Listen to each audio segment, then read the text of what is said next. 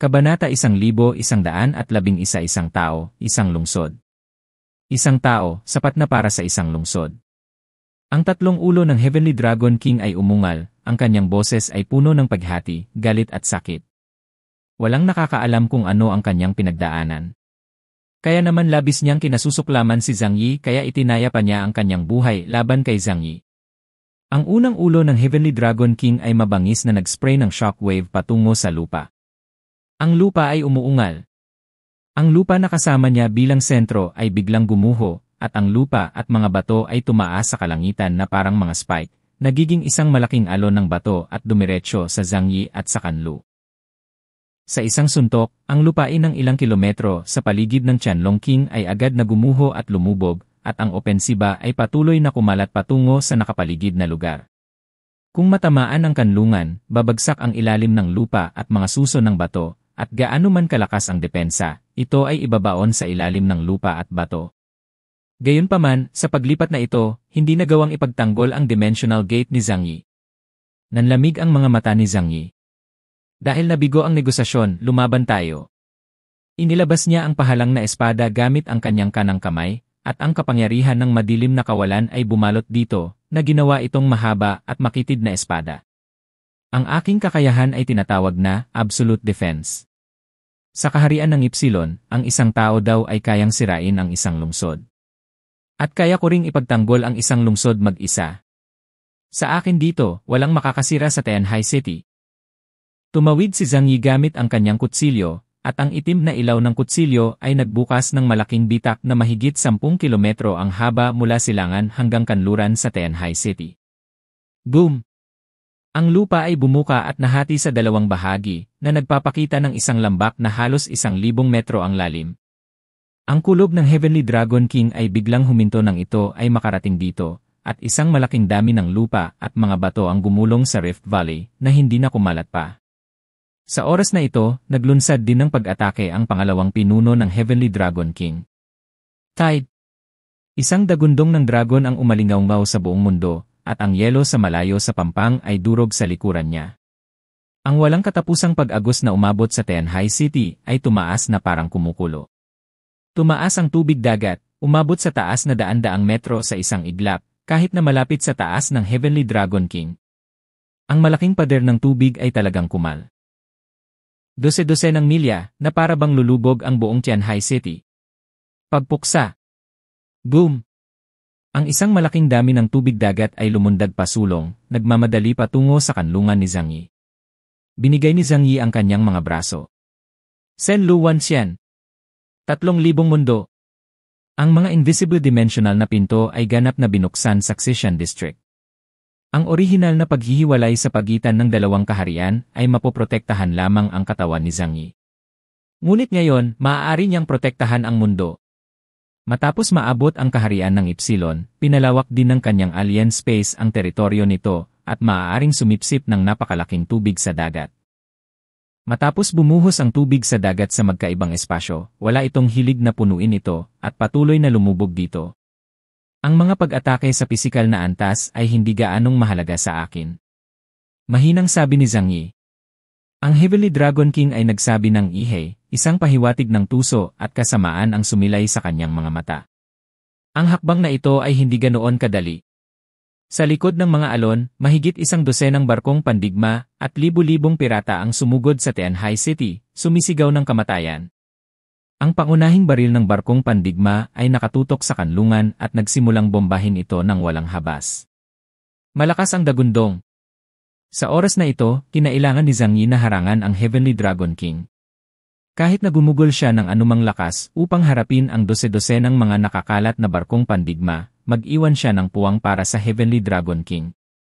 Sabi ko, hindi kita kayang patayin, pero kaya ko ring sirain lahat ng meron ka. Galit na umungol ang Dragon King. Masyado kang simple ang iniisip mo. Ang Tianhai City ay hindi lahat ng basura maliban sa akin. Mahinang sabi ni Zhang Yi. Sa kanlungan, isang dagundong ng hayop ang umalingaw-ngaw. Isang malaking itim na hayop ang nag-vibrate sa kanyang mga pakpak at pumailang lang sa langit. Tumaas ito sa hangin at hindi nagtagal ay naging dose-dose ng metro ang laki. Ang matulis na itim na buhok sa buong katawan nito ay kasing tulis ng bakal na karayom. Ibinaba ni Huahua ang kanyang mga pakpak at pumailang lang sa langit, ibinuka ang kanyang bibig at naglabas ng isang atomic na hininga, direktang pinupunasan ang daan-daang pirata sa isang barkong pandigma. Ikinumpas nito ang kanyang mga pakpak at kumilos ng kasing bilis ng isang afterimage na dumating sa pagitan ng dalawa pang barkong pandigma. Pagkatapos ay ibinuka ni Huahua ang kanyang malaking bibig, at isang malaking itim na butas ang nabuo sa harap ng kanyang bibig. Direktang kinaladkad ang dalawang barkong pandigma papasok. Ang mga pag-atake ng mga pirata ay walang epekto sa Huahua. Sa mga tuntunin ng depensa, ang pisikal na kakayahan sa pagtatanggol ni Huahua ay ang pinakamahusay sa buong Tianhai City. Dalawang barkong pandigma kabilang ang daan-daang pirata ang direktang nilamon ni Huahua. Pagkatapos ang kapangyarihan ng laman at dugo ay pumupuno sa sarili nitong mga kakayahan. Ito ang kakayahan ni Huahua, Gluton, at ang mga kaaway na nilalamon nito ay maaaring maging sariling kakayahan. Mula sa pananaw na ito, hanggat maaari itong patuloy na pumatay ng mga kaaway, hindi ito makakaramdam ng pagod. Ganyan ang kapangyarihan ng halimaw. Ang tatlong ulo ng Heavenly Dragon King ay nagdikit ng kanilang mga ngipin, naglalabas ng mainit na hangin mula sa kanilang mga bibig, at ang laway ng dragon ay umaagos mula sa mga sulok ng kanilang mga bibig. Hindi niya inaasahan na may ganoong backup plan si Zhang Yi. So ano? Kahit mamatay ako ngayon, kakalag ka rin kita sa impyerno kasama ko. Mamamatay akong kasama kayo. Ang dragon na may tatlong ulo ay umungal at sumugod kay Zhang Yi.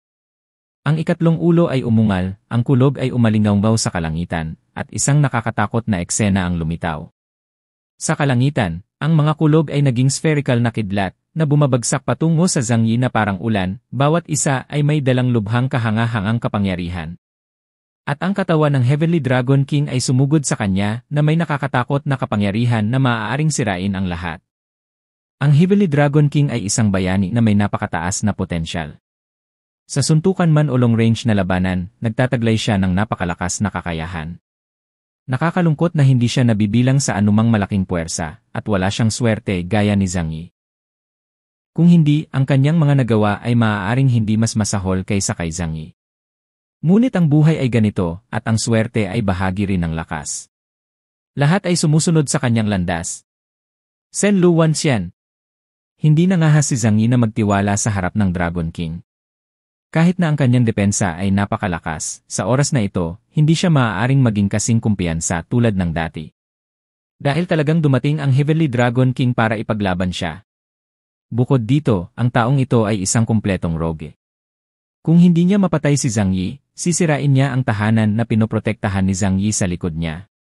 Sa isang banda, kailangang labanan ng Dimensional Gate ang malaking tsunami, at sa kabilang banda, kailangan din itong labanan ang bolang kidlat na patuloy na bumabagsak sa kalangitan. At mula sa harapan, diretsong bumangga ang dragon na may tatlong ulo. Nagsimulang masira ang kawalan sa kanang mata ni Zhang Yi. Nakaharap sa dragon na may tatlong ulo ng direkta sa kanyang harapan, pinakawalan niya ang kanyang pinakamalakas na hakbang sa pagpatay sa madaling salita, Divine Destruction. Sa baluktot na espasyo, ang lahat ay parang gusot na basahan, at ang hindi masisirang katawan ng Heavenly Dragon King ay nakaranas din ng matinding pagtutol at marahas na tinatangay ng libu-libong metro ang layo. Sa wakas, plop at nahulog sa dagat. Si Zhang Yi ay nahihirapang harapin ang lahat ng ito ngayon. Hindi mapigilan ni Zhang Yi na makaramdam ng kaunting takot. Kung hindi ko nahuli ang Insect Master, nakakuha ng ilang impormasyon mula sa kanya at inilatag ang sitwasyon ngayon. Hindi man lang maisip ni Zhang Yi kung ano ang kahihinatnan ng pag-atake ng Dragon King. Pero buti na lang, pinaghandaan niya ng husto. Sa kanlungan, magkasamang kinokontrol ni na Lukeran at Uncle Yu ang makina. Kasunod ng mga tagubilin ni Zhang Yi, sinamantala nila ang pagkakataong ito. Ding! Huminga ng malalim si Lukeran at pinindot ang buton sa kanyang kamay. Sa ikalawang palapag ng kanlungan, ang tuktok ng isang silid ay biglang bumukas sa magkabilang gilid, at pagkatapos ay isang pilak na bariles na mahigit 10 metro ang haba ay sumundot mula sa loob. Itinuon nito ang Heavenly Dragon King sa gitna ng hangin, at biglang nagpakawala ng isang nakakabasag na dagundong sa lupa, at pagkatapos ay marahas na bumubula ng puting liwanag na tumagos sa kalangitan. Tianhai Fortress. Kuta ng Tianhai. Ang Heavenly Dragon King, na tinamaan ni Zhang Yi ng Divine Destruction at nahulog sa karagatan, ay nahuli at natamaan ng malakas na laser. Maging ang kanyang katawan na kasing tigas ng bakal ay malubhang nasugatan sa oras na ito. Nang makita ni Lu Keran ang eksenang ito, napuno ng pananabik ang kanyang mga mata. Ito ang pinakabagong teknolohiya ng armas na nakuha ni Zhang Yi mula sa Blizzard City. Ito ay orihinal na ginamit sa mga kanyon sa pagtatanggol ng lungsod at may napakalakas na kapangyarihan. Ngayon, pagkatapos ng kanyang pagbabago, ito ay naging isa sa pinakamalakas na depensa sa santuwaryo. Tinatawag niya itong Tianhai Cannon. Ang kanlungan ay natural na naging Tianhai Fortress. Habang nagiging mas makapangyarihan si Zhang Yi, tumataas din ang antas ng mga kalaban na kailangan niyang harapin. Pagkatapos ito ay lubhang kinakailangan upang mapabuti ang antas ng pagtatanggol ng kanlungan. Ang malaki at nakakatakot na katawan ng Heavenly Dragon King ay gumulong sa mga alon, pagkatapos ay mabilis na umangat sa hangin, at ang tatlong malalaking ulo nito ay umungal. Bagamat ang suntok na ito ay hindi nagdulot ng malaking pinsala sa kanya, kung makikipagtulungan ka kay Zhang Yi at matamaan siya bigla, magiging problema pa rin ito. Hindi banggitin, si Zhang Yi ay mayroon ding malaking pusang huahua na may superpower index na 9,800 puntos. Kung ang mga bagay na ito ay ginamit noong siya ay pagod na sa isang buhay at kamatayang pakikipaglaban kay Zhang Yi, tiyak na magdulot ang mga ito ng malaking banta sa kanya. Pumunta siya kay Zhang Yi para ipaglaban ang kanyang buhay, hindi para mamatay. Ang mga mata ng Haring Qianlong ay biglang kumindat at biglang umungal siya kay Zhang Yi. Zhang Yi, kung may kakayahan ka, lumapit ka at labanan mo ako ng one-on-one. Kung hindi ka sasama, patuloy kong guguluhin ang lungsod ng Tianhai mula ngayon, na gagawing hindi ka makaalis sa Tianhai City sa buong buhay mo. Pagkatapos niyang sabihin yon, umakyat siya sa langit at lumipad patungo sa walang katapusang karagatan. Bahagyang tumaas ang sulok ng bibig ni Zhang Yi. Okay, sa tingin mo ba hindi mo ako kalaban? Pagkatapos umalis sa saklaw ng Tianhai City, ito ay isang magandang bagay din para kay Zhang Yi. Hindi bababa sa hindi siya mapipigilan. Ang kanyang figura ay kumislap sa hangin, at pagkatapos ng ilang mga pag-urong, lumitaw siya sa dagat. Ito ay isang blizzard na gabi, na may malakas na hangin, magulong dagat, walang katapusang alon na umaalingaw-ngaw sa kalangitan, at mga pagsabog ng kulog sa kalangitan. Ang malaking itim na katawan ng Heavenly Dragon King ay lumipad sa hangin, at ang tatlong ulo nito ay nakatitig kay Zhang Yi na may galit na mga mata. Biglang sabay na bumukas ng tatlong ulo ang duguang bibig. Tatlong liwanag na kumpol ng iba't ibang kulay ang namuo sa bibig nito, at agad na naging tatlong nakakamangha na dagundong ng enerhiya, dumiretso sa Zhang Yi. Ang lupa ay umuungal. Tide. Bagyo ng kidlat. Binuksan ni Zhang Yi ang kanyang mga braso, at hindi mabilang na mga pinto ng iba't ibang dimensyon ang bumungad sa kanya. Sen Lu Wanxian. Boom! Tatlong nakakatakot na alon ng enerhiya ang bumaril sa alien space ni Zhang Yi. Ang mabangis at walang kapantay na kapangyarihan na ito ay napakalakas na hindi ito makabangon sa maikling panahon at mapipilitan lamang na makuha. Gayunpaman, ang pamagat na absolute defense ay hindi biro. Bagamat si Qianlong King ay napromote sa Epsilon, ang kanyang kabagsikan ay malayo sa sapat upang tumagos sa depensa ni Zhang Yi.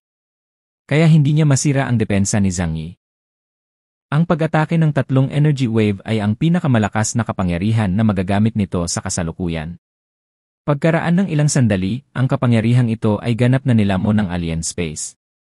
Ngunit ang kapasidad ng kapangyarihang ito ay malayong maabot ang limitasyon ni Zhang Yi.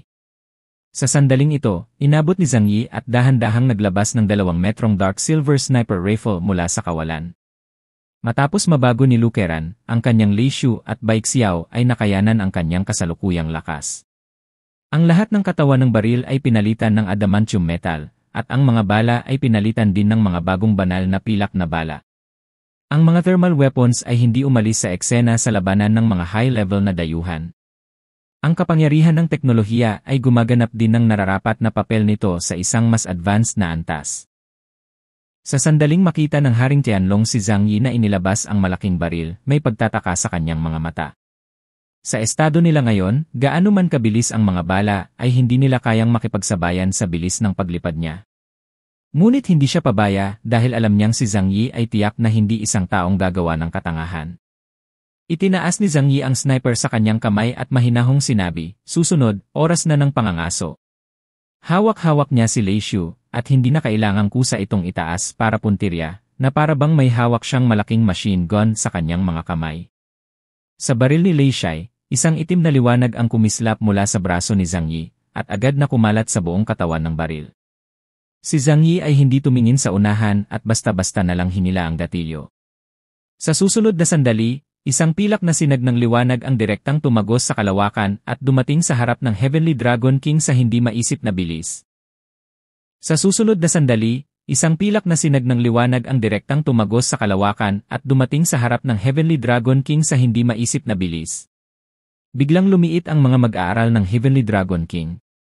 Ang bilis na ito ay higit pa sa maihahambing niya sa anumang uri ng baril na naiintindihan niya.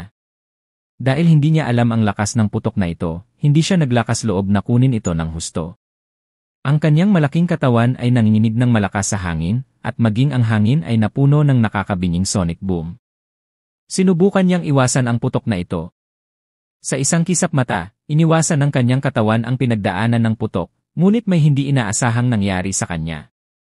Biglang nakaramdam ng sakit ang malaki niyang katawan. Nang ibinaba ng Heavenly Dragon King ang kanyang ulo para tingnan, bigla niyang natuklasan na may butas sa kanyang katawan na transparent mula sa harap hanggang likod at kasing laki ng balde. Umaagos ang dugo mula sa malaking. Bigla niyang nadiskubre na may butas pala sa katawan niya na transparent mula sa harap hanggang likod at kasing laki ng balde. Umaagos ang dugo mula sa malaking butas na ito. Paano magiging ganito? Nanlaki ang mga mata ng Heavenly Dragon King at hindi siya makapaniwala sa kanyang nakita. Halatang nakaiwas na siya sa bala, pero bakit tinamaan pa rin siya? Kalmadong hinila muli ni Zhang Yi ang gatilyo. Ito ang aking bagong kasanayan, tinatawag ko itong Destined Reincarnation.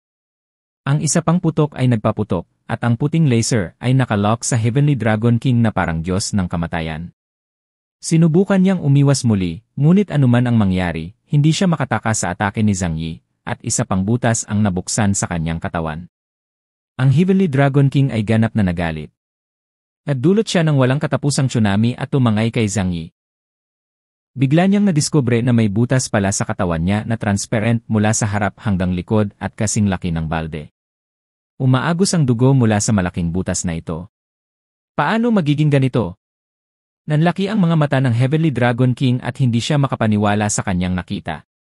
Halatang nakaiwas na siya sa bala, pero bakit tinamaan pa rin siya? Kalmadong hinila muli ni Zhang Yi ang gatilyo. Ito ang aking bagong kasanayan, tinatawag ko itong Destined Reincarnation.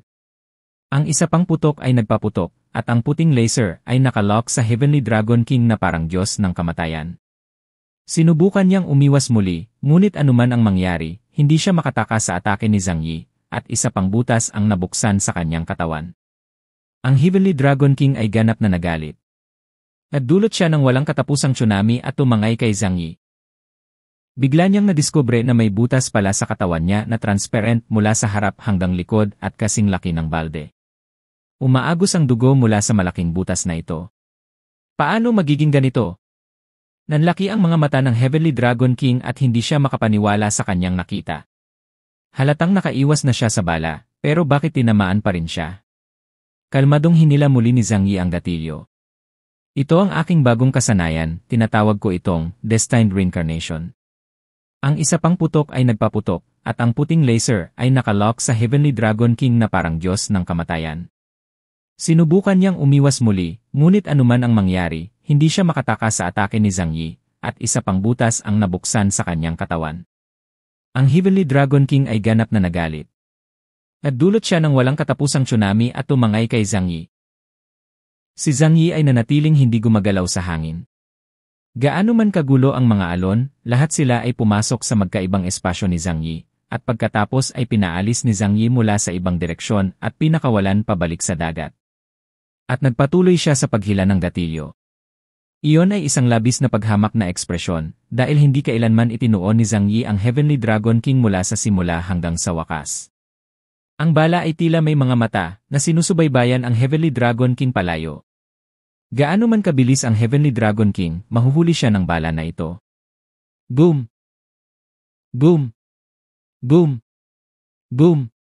Mahigit 100 butas ng bala ang lumitaw sa napakalaking katawan ng Dragon King.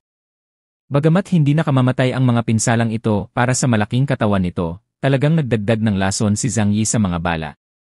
Ito ay isang bala na espesyal na inihanda para sa pangangaso ng malalakas na lalaki. Kapag ang warhead ay tumama sa isang sapat na matigas na bagay, ang panloob na layer ay otomatikong pumutok, at pagkatapos ay ang mga lason sa loob ay agad na ibubuhos at sumanib sa dugo ng target. Kung napakaraming langgam, maaari nilang patayin ang isang elepante. Kung masyadong marami ang mga bala na ito, magkakaroon din ito ng malaking epekto sa Dragon King. Pinakawalan ba kita? Ang Haring Qianlong ay dumanas ng malaking pagkatalo sa kamay ni Zhang Yi. Sa oras na ito, naintindihan na niya na siya ay lubusang dehado. Naghanda na si Zhang Yi para sa kanyang pag-atake. Ngayon, naiset up ni Zhang Yi ang Dragon Gate Formation sa Tianhai City, naghihintay na dumating siya at umatake. Sa pakikipaglaban sa Tianhai City, kailangan niyang harapin ang panliligalig ng kanyon ng Tianhai at ng malaking pusa. Ngunit pagdating sa isang labanan sa dagat, hindi siya makakakuha ng anumang kalamangan. Sa halip, hindi mag-aalala si Zhang Yi. Ang Dragon King ay umungal sa mahinang boses, "Zhang Yi, may pakialam ka ba sa panganganak ng iyong asawa?" Naglagay si Zhang Yi ng bagong magasin at mahinahong sinabi, "Ganito na at naniniwala ka pa rin sa mga kalokohang iyon. Deserve mong maging ganito. Ang iyong kaalaman ay karapat-dapat sa iyong kasalukuyang sitwasyon." Kahit na inaasahan na ito ng Heavenly Dragon King sa kanyang puso, ayaw niyang aminin ito. Dahil sa impormasyong ito, binayaran ito ng kanyang mga tauhan ng kanilang buhay.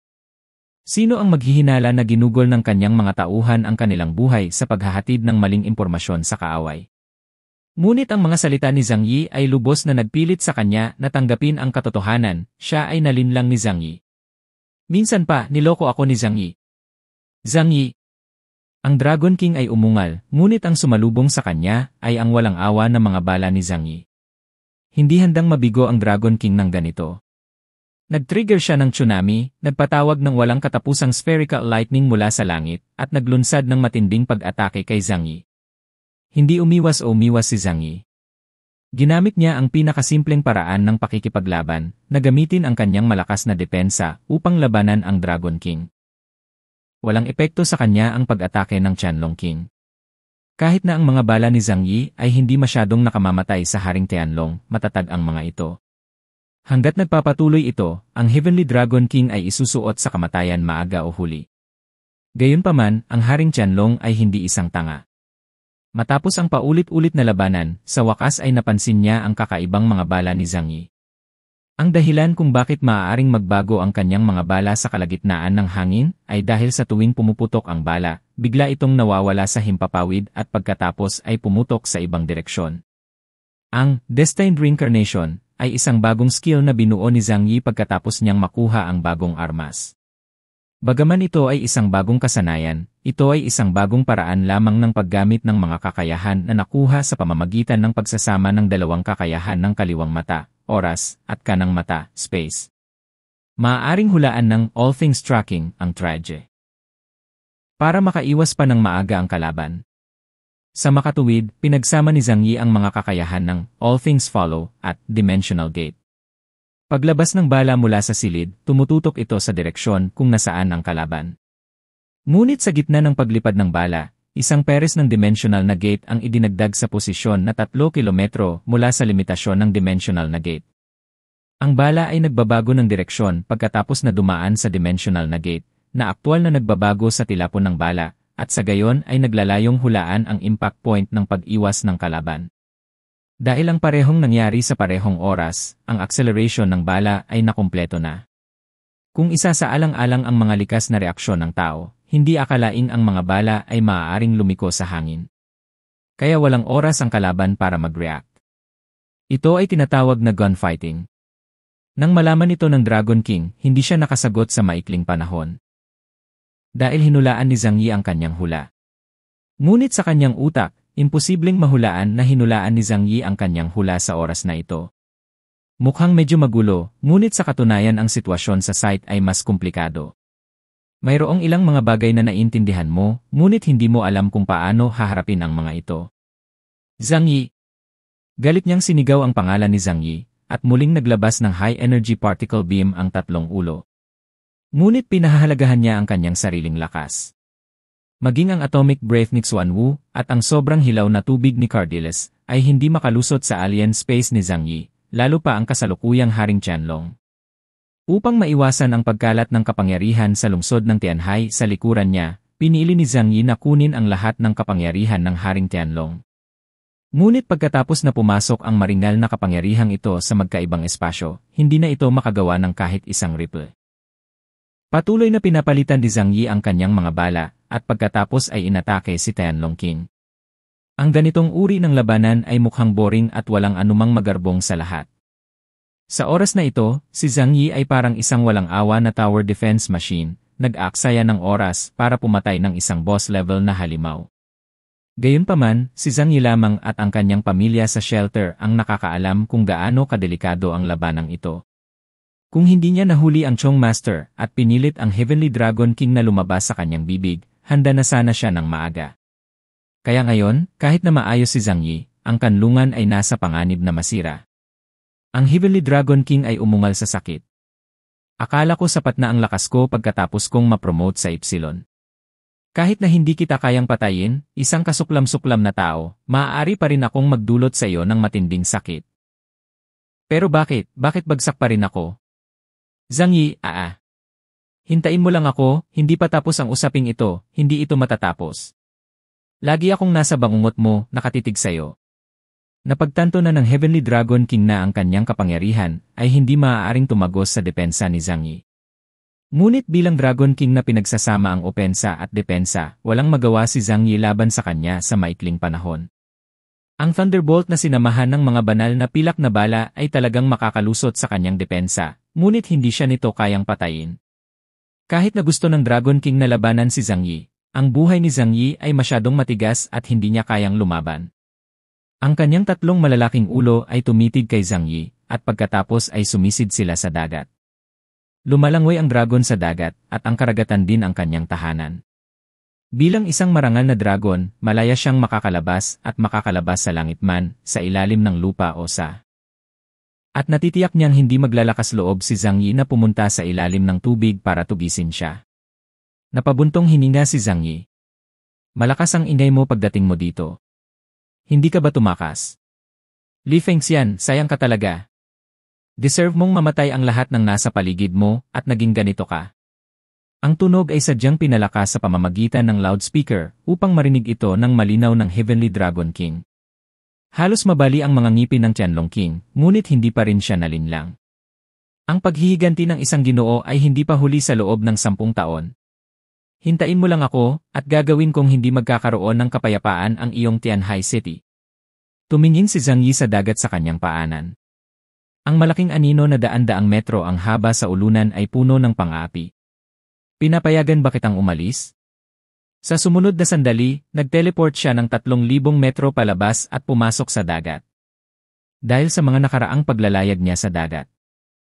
Gaano man kabilis ang Qianlong King, hindi siya maaaring maging mas mabilis kaysa kay Zhang Yi, na kayang maglakbay sa kalawakan. Hindi nagtagal, humabol si Zhang Yi sa likod ni Qianlong King. Tahimik niyang itinaas ang kulog sa kanyang kamay. Biglang humigpit ang mga estudyante ng Heavenly Dragon King, tapos ka na ba? Ayos lang kung talagang aawayin siya ni Zhang Yi, pero ang ginagawa ngayon ni Zhang Yi ay parang isang taong tinutusok ka ng karayom sa lahat ng oras. Hindi naman nakakamatay, pero masakit talaga. At hindi mo maiiwasan ang karayom na tumutusok sa'yo. Zhang Yi, ikaw na siguro si Lola Rong sa huling buhay mo. Halberd of Destruction. Halberd ng pagkasira. Ang hindi inaasahan ni Qianlong King ay maaaring makapasok si Zhang Yi sa tubig, at mas mabilis pa kaysa sa kanya pagkatapos pumasok sa tubig. Hindi magaling lumanggoy si Zhang Yi, pero ang problema ay diretsyo siyang nag-teleport. Dragon King, bakit ka tumatakas? Napakaduwag mo ba? Baka simula ngayon ay palitan mo na ang pangalan mo ng Escape King. Hindi ka babaliw sa umpisa. Bakit ang kulit mo ngayon? Isa kang walang kwentang basura. Akala ko ang galing mo. Sinalakay at pinahiya ni Zhang Yi ang Dragon King. Bilang isang haring pirata, kailan naranasan ng Heavenly Dragon King ang gayong pagiging ibon? Nahaharap sa kahihiyan ni Zhang Yi, hindi niya maiwasang tumalikod at magpaputok ng high-energy particle cannon. Ngunit ang lahat ng ito ay parang kati para kay Zhang Yi at hindi niya masira ang depensa ni Zhang Yi. Gaano man siya kabilis lumangoy, hinding-hindi siya makakataka sa atake ni Zhang Yi. Ang Heavenly Dragon King ay talagang nababalisa at nagsimulang lumangoy sa malalim na dagat. Zhang Yi, tumigil ka sa paghabol.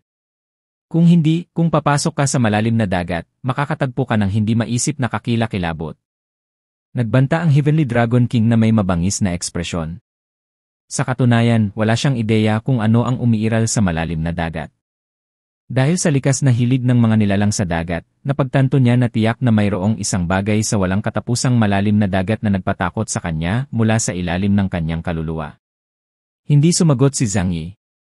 Kung pakakawalan si Tianlong King ngayon, hindi na magkakaroon ng kapayapaan ang Tianhai City mula ngayon. Itinaas niya ang kulog gamit ang dalawang kamay at muling pinalitan ang bala. Ang madilim na kapangyarihan ng kawalan ay patuloy na umuusbong sa kanyang likuran, tulad ng isang kakaibang demonyo na inilabas mula sa kailaliman. Ang mga itim na galamay ay kumalat sa katawan ni Zhang Yi, at pagkatapos ay bumuhos sa kulog sa kanyang mga braso.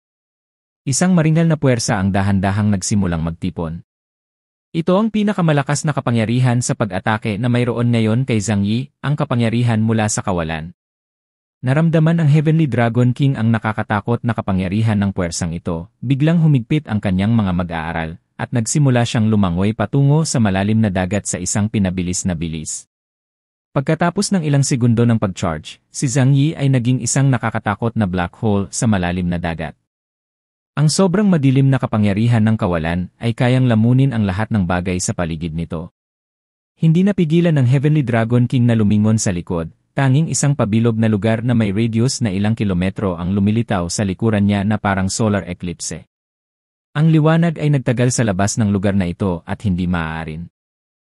Isang nakakatakot na kapangyarihan na parang walang laman na Diyos ng ahas ang tumalsik mula sa muso ng baril ni Lei Shu. Kahit na mula sa labas, mahirap isipin na ang isang napakalaki at nakakatakot na bagay ay maaaring lumabas mula sa isang baril na higit sa 2 metro ang haba. Tahimik na lumitaw ang isang madilim na halberd na daan-daang metro ang haba, at sa isang iglap, ang nakapalibot na tubig dagat ay naging kawalan. Ang Dragon King ay nakadama ng nakamamatay na takot, ngunit tulad ng hindi niya maiwasan ang banal na pilak na bala ni Zhang Yi, imposible para sa kanya na mahulaan ang trajectory ng pag-atake na ito. Paano gawin? Anong gagawin? Ang utak ng Haring Tianlong ay ganap na nababalot ng takot sa oras na ito, at siya ay nalilito at hindi alam kung paano haharapin ang sitwasyong ito. Ngunit hindi siya binigyan ng maitim na halberd ng oras para isipin ito. Tahimik na nitong inalis ang isang malaking lugar ng kawalan sa malal. Sabay-sabay na iniluwa ng 3 ulo ang mga high-energy particle beam. Ang lupa ay umuungal. Tide. Bagyo ng kidlat. 3 sumisikat na puwersa ang nagtagpo sa isa, at ang makulay na 3 kulay na light beam ay bumangga sa itim na halberd.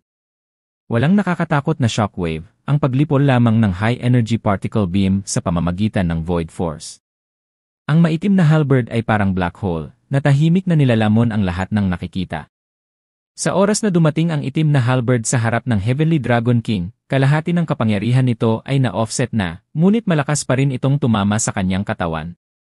Ang maitim na baluti ng Heavenly Dragon King, kasing itim ng daang pinong asero, ay nabasag na pulgada sa pulgada, na nagpapakita ng kanyang laman, dugo, at buto.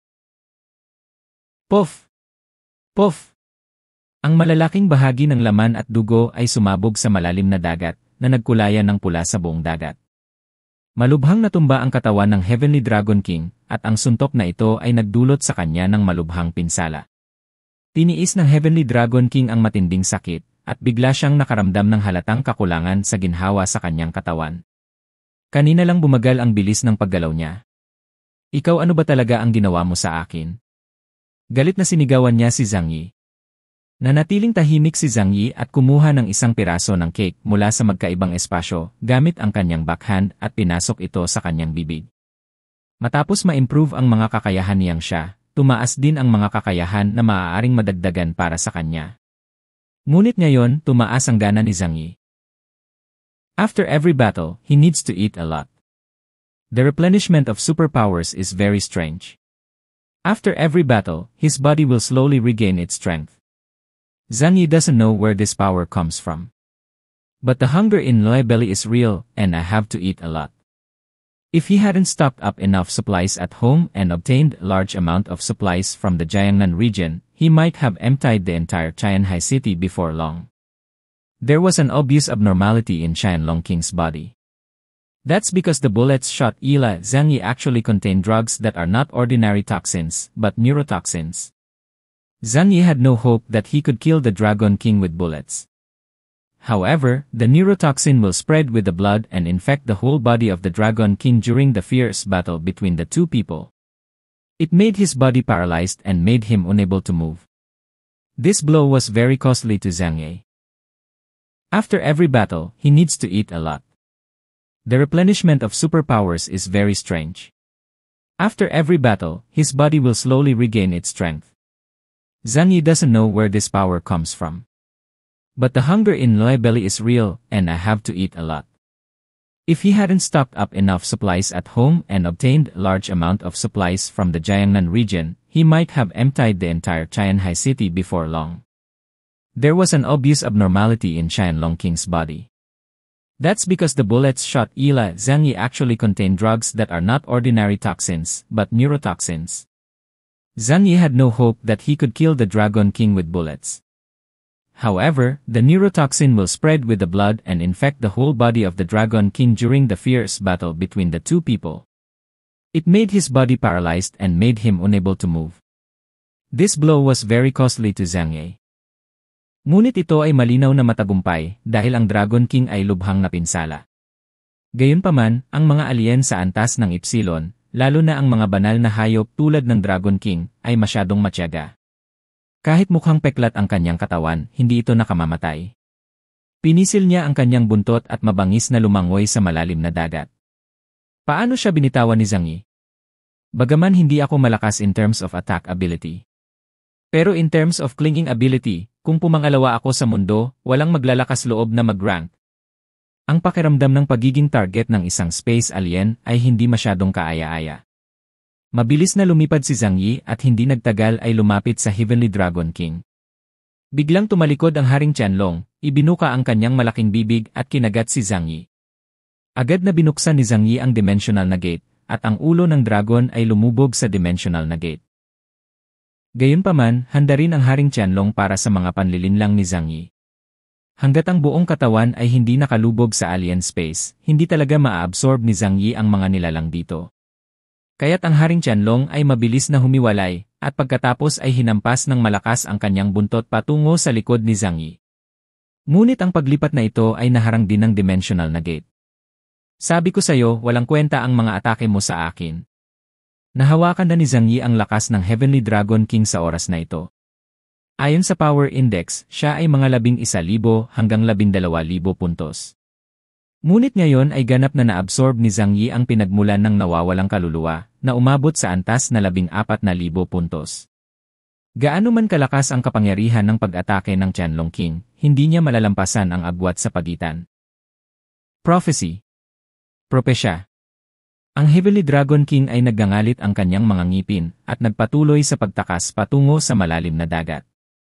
Si Zhang Yi ay nagpatuloy sa pagbaril gamit ang nerve speed para maparalisa siya, habang kumakain ng marami upang mapunan ang kanyang mga kakayahan.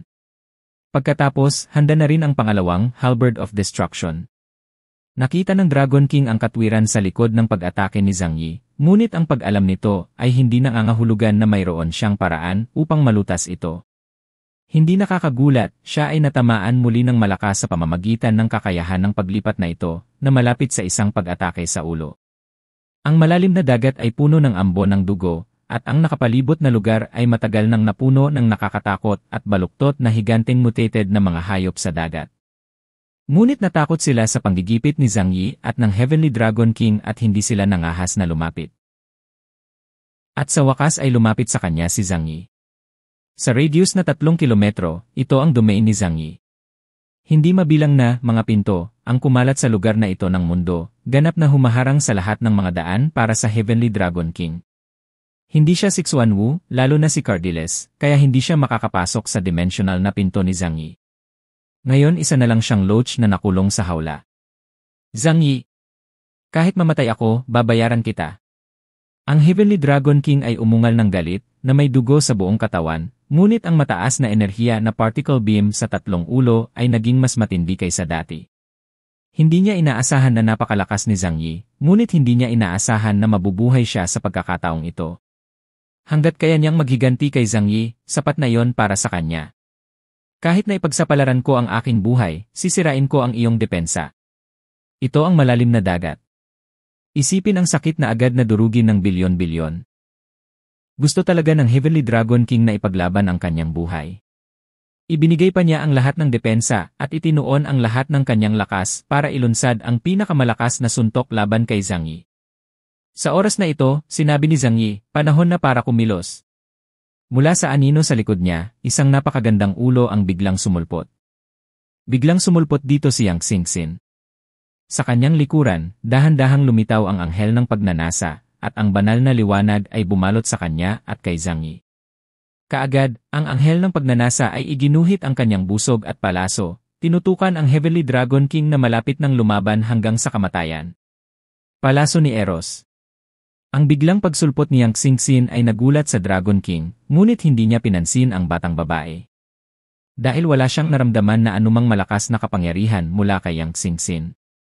Hanggat hindi si Epsilon, hindi nito maaaring banta ang kanyang buhay. Kaya't hindi na niya pinansin ang pulang palaso na biglang bumaril sa kanya. Maliban kay Zhang Yi, walang makakalusot sa kanyang depensa. Lahat ng mata at puot ng Dragon King ay nakatuon kay Zhang Yi. Nang malapit na niyang ihatid ang kanyang pinakamalakas na suntok, ang pulang palaso ay tahimik na tumawid sa tubig dagat at bumaon sa kanyang katawan. Okay. Ang katawan ng Heavenly Dragon King ay nanginginig ng husto, at ang kanyang makapangyarihang kapangyarihan ay biglang nawala. Isang hindi maipaliwanag na pakiramdam ang biglang pumuno sa kanyang puso. Nang tignan niya ang maselang malamanika na babaeng iyon, nakaramdam siya ng pagnanasa na mahalin ito ng husto anupat handa pa siyang mamatay para dito. Ito ay Ang mga mata ng Haring Tianlong ay nagsimulang lumabo, at siya ay nagpumiglas ng masakit, sinusubukang alisin ang kakaibang pakiramdam na ito. Bahagyang nagulat si Yang Xingxin, kapatid, napakalakas ng kanyang paghahangad, tila hindi ko siya makontrol ng masyadong matagal. Mabilis na sinabi ni Zhang Yi, hayaan siyang magpakamatay. Agad na sinabi ni Yang Xingxin, Dragon King, magpakamatay ka. Baka sa mga mata ng Haring Tianlong ang matinding sakit at pakikibaka. Napakalinaw ng kanyang isip sa mga oras na ito. Alam niya kung ano ang ginawa sa kanya, ngunit kahit na alam niya ang lahat, hindi siya makakawala sa mga hadlang ng kakayahang ito na nakabatay sa panuntunan. Ang pag-ibig ay kumalat sa kanyang puso na parang lason na nakakasira ng buto. Sa kanyang puso sa mga oras na ito, ang magandang dalaga sa kanyang harapan ay ang lahat ng bagay sa kanyang buhay. Ipag-utos man niya itong mamatay kaagad, handa siyang gawin iyon basta't maipagpalit niya ang sandali ng kaligayahan para sa kanya. Ang mga mata ni Tianlong King ay lumuha sa sakit, na isang uri ng kalungkutan na hindi makatakas sa kapalara. Umunggol. Galit siyang umungol sa walang katapusang kailaliman. Zhang Yi. Ayaw ko. Hahaha. Akala mo ba matatapos ang lahat kung papatayin mo ako? No.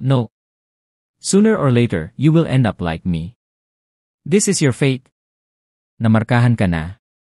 Hindi ka makakatakas.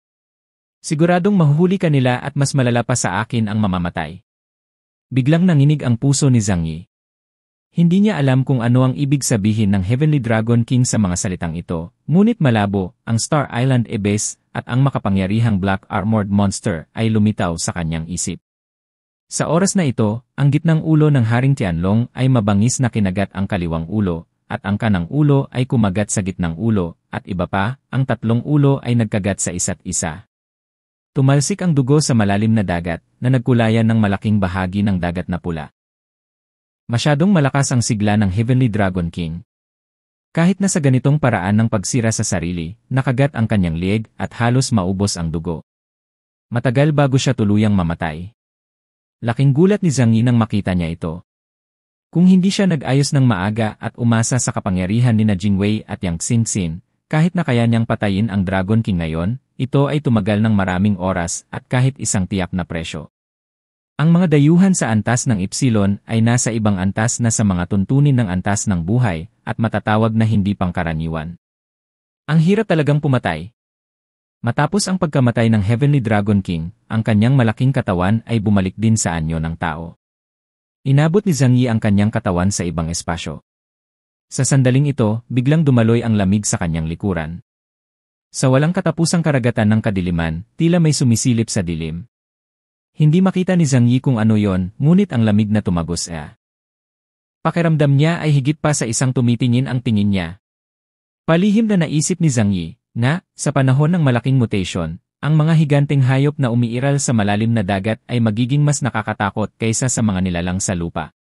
Hindi siya nagdalawang isip at agad na nagtago sa shadow space bilang Yang Xinxin at pagkatapos ay isinaaktibo ang kanyang kakayahang maglakbay sa kalawakan upang mabilis na umalis sa malalim na dagat. Hanggang sa umalis siya dito ay unti-unting nawala ang sense of prying eyes. Bumalik si Zhang Yi sa Tianhai City. Sa oras na ito, unti-unti nang bumababa ang tubig sa Tianhai City, ngunit halos isang kapat ng lupain ay nilubog pa rin ng alon. Nabuo ang makapal na patong ng yelo sa lupa na sumasalamin sa maliliit na piraso ng nagyayelong asul na liwanag sa gabi. Pinatay ni Zhang Yi ang Dragon King na dapat ay isang masayang bagay. Ngunit sa isip ni Zhang Yi, umalingaw-ngaw ang mga salitang binigkas ng hari ng Drago. Kumulot ang noo niya at ibinalik ang tingin sa malawak, nakakasindak na karagatan, at hindi na mapakali ang kanyang kalooban. Sa mga hindi pa po nakaka-subscribe, please pakiusap mag-subscribe na po kayo, dahil malaking tulong ito sa paglago ng ating munting channel, para makumpleto na po natin ang 1,000 na subscriber. Para may bili po ako ng merienda at makasupport na sa aking pamilya, salamat mga bossing.